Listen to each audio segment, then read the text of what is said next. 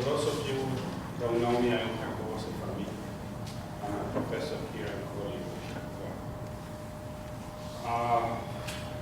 I wrote my piece in Spanish, and then I realized just now that some of you might not know Spanish. So what I'm going to try to do is try to simultaneously translate what I wrote. It is truly difficult to speak of a friend, colleague. I shared so many things with him. It's hard to point to a specific moment. Sorry.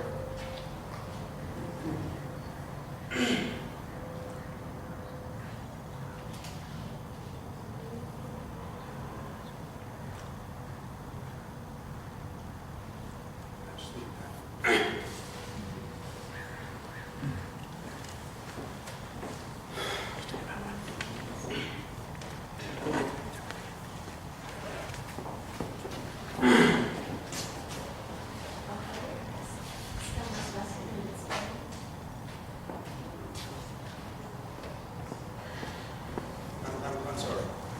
Just hard.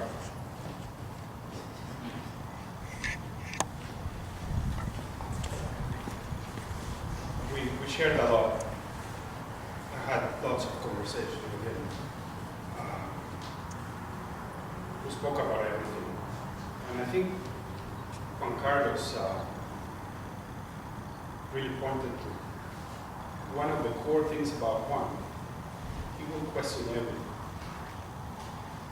And I felt he was also my mentor. I was his student because I learned a lot from him. I was very impressed by his knowledge of Mexican literature. I would be talking to him, and I just learned a lot from him. And he was a mentor too. I met him here in the summer of 1993 while I was spending, I was still working for NYU, and I spent the summer here because of my in-laws. They live here in Newport Beach, and I had our first contact was then. Then when I was interviewed for the job in '95, I came for the interview, and Marianne and Juan had me for dinner during the interview process, and I felt, oh, it's great, you're in interview, and they invite you to your house. The conversation that evening was about race cars. And I remember Juan Carlos was in high school, and they shared a love for fancy, nice cars and race cars. I think they were nervous about Juan Carlos driving that fast.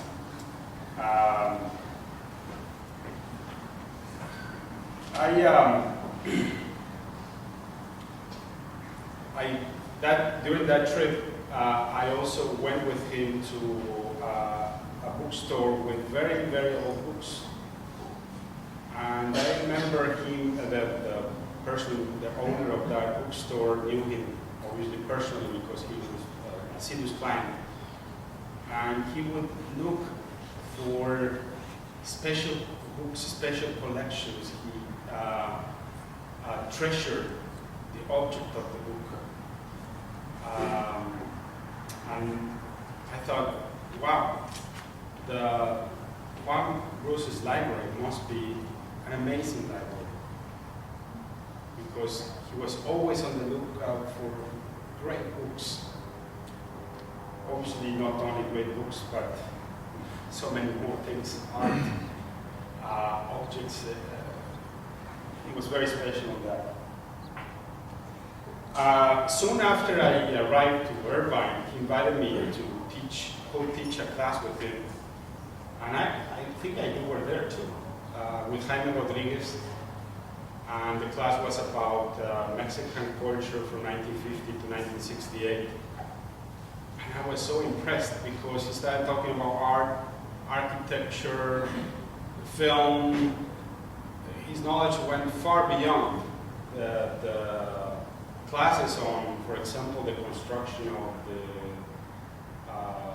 University in Mexico City, in La Ciudad Universitaria, were just masterpieces. They were just wonderful classes. And his knowledge on that was absolutely astounding.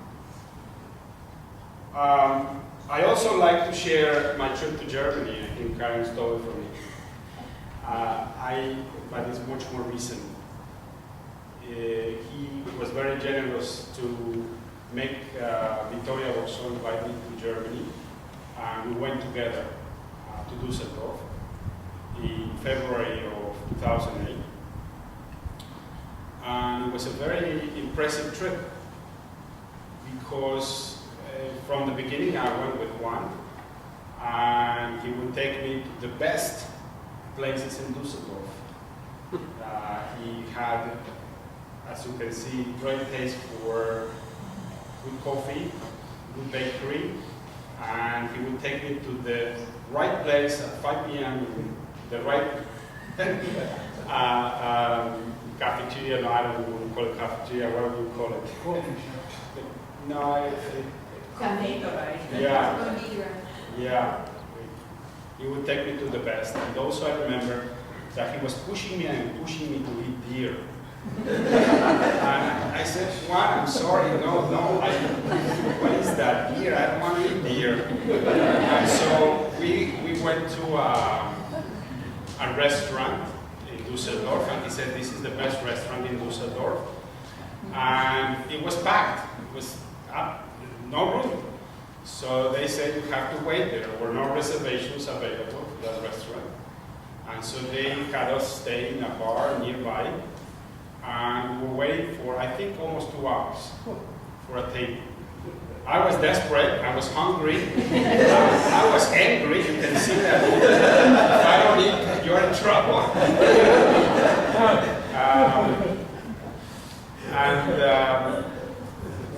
Then they had a table available, and they made me sit in this bench, and there were people sitting near me. I couldn't move my arms.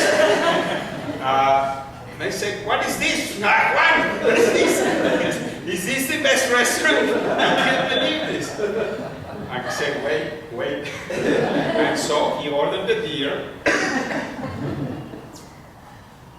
It was amazing. It was exquisite. I've never tasted such a good food. So Juan once again proved to me that you don't have to always go with your habits, but move away from your habits too, and learn to like other things. And that was a lesson. Dare yourself, motivate yourself to do something else. And that was a great experience. We went also to Cologne, and we went to not only to the cathedral, but also to the great bakery they had nearby, and obviously to the art museum. He was an art lover, and I remember going through the museum, like he would explain each painting. I said, okay, Juan, let's go, I want to have coffee. He would on and on, hours, but I learned so much from him. When I went back to Germany in January of 2009 for another of these conferences, I had the opportunity to read Juan's paper. He couldn't travel to Germany. It was very painful for him not to go to Germany. And while I was reading the pages that Juan wrote, I felt so proud. I said to myself, I'm so proud to be a colleague of this caliber. It was truly amazing. When I was reading it, I said, this is truly great job. So just to summarize, I think that all of us know about Juan's generosity, Juan's good taste for everything, cars, art. He also taught me about a site in the internet for subastas. What do you say, subastas? Auction. for art, and he would say, "Go there, you have Vicente Rojos, very good." And he would buy great things.